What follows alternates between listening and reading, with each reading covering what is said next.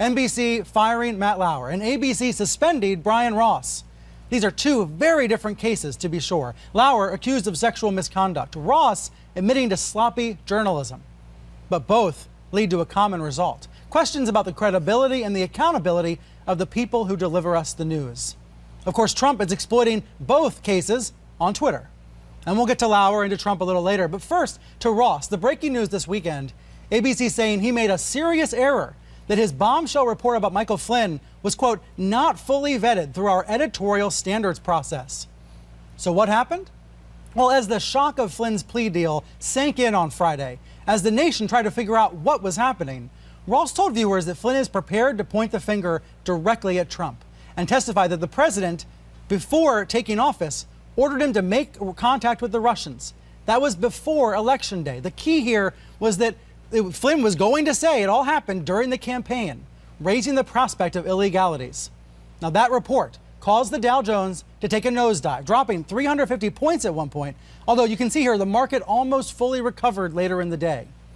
No other news outlets were able to match Ross's bombshell reporting. We wondered why, and at 6:30 we found out. On the nightly news, Ross backtracked.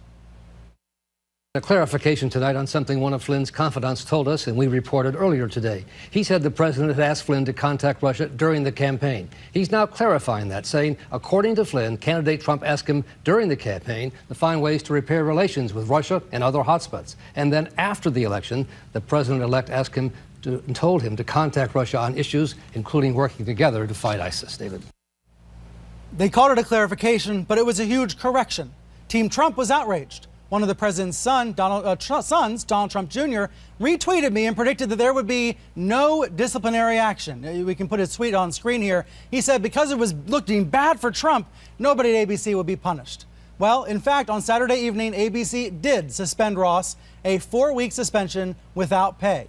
Now, the question is whether he will return in January. Will he return to his job? And what does that mean? What does all of this mean for the ongoing investigations into Trump and Russia? Let's get into that now with our panel. Here in New York, political analyst Jeff Greenfield and CNN senior media reporter Oliver Darcy. And in Washington, April Ryan, White House correspondent and Washington bureau chief for American Urban Radio Networks. She's also a CNN political analyst. Oliver, you've been doing reporting on this all weekend. Before we get into the details, Jeff, when we look at what's going on so far, we don't know what Flynn may say to Mueller. Isn't that the point, that this isn't exonerating for Trump, it's not incriminating? We don't know yet what's going on. That's what made this error so consequential.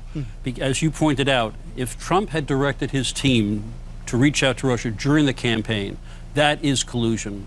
And that really underlines the notion that this was a very conspiratorial operation.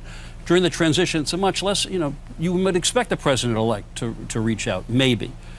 The thing that baffles me about this is why would it take ABC News hours to correct this when every other media outlet was right? Also, and I'm going to be very blunt about this, I'm sorry, this is not Brian Ross's first mistake in reporting breaking news inaccurately, linking Saddam to the anthrax attacks in 2001, linking the Aurora shooter to a Tea Party by using the wrong name. ABC should have been on notice. Anytime there's breaking news and special events, you run the risk of misreporting. Having anchored at CNN a report about nerve gas in Laos that turned out to be unsupportable, having to apologize, mistakes are made. And the second point I would make is because this is exactly what Trump and his allies want to say, no matter what you hear on mainstream media, it's fake. They're doing it to hurt us.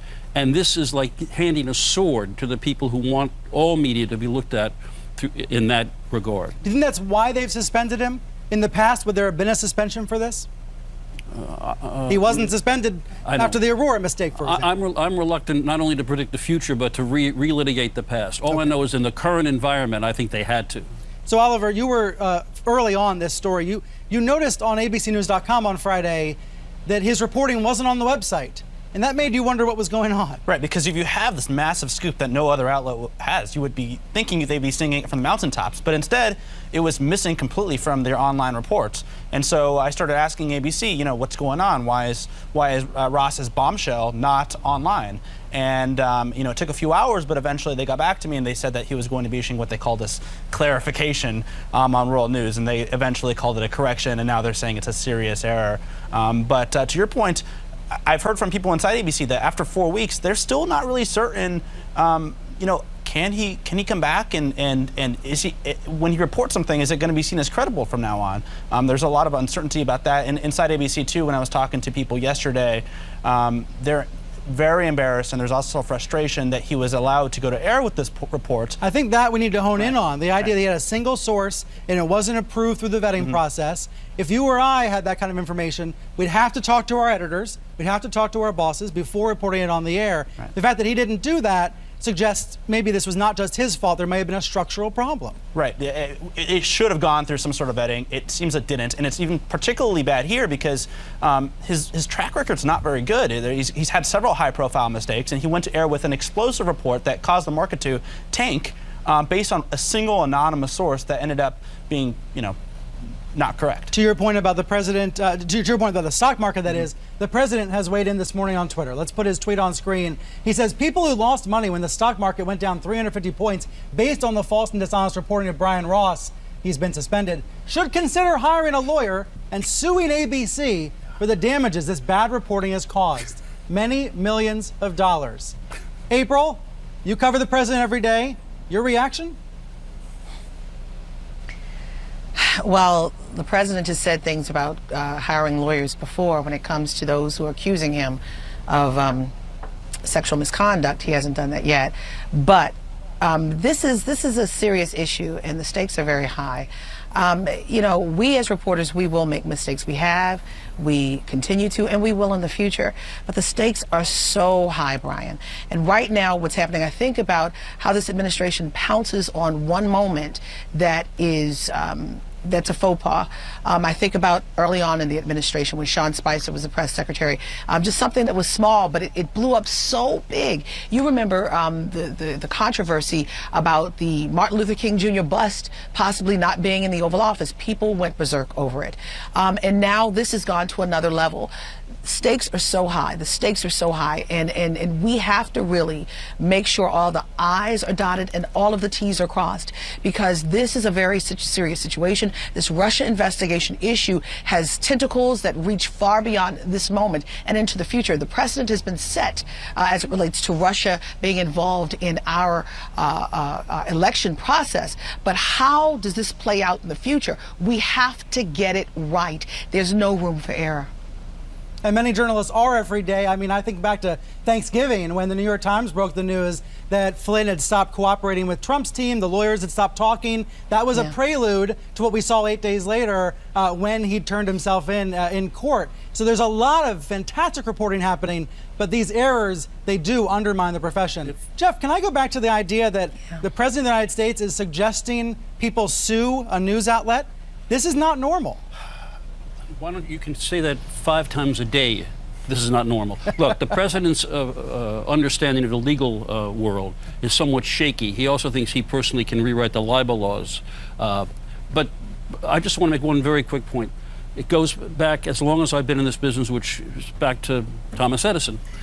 When breaking news happens, when you are on the air and the editorial process is short-circuited, mistakes are going to multiply. I think back to the Reagan shooting when we reported he hadn't been shot, that he was shot, that James Brady was dead.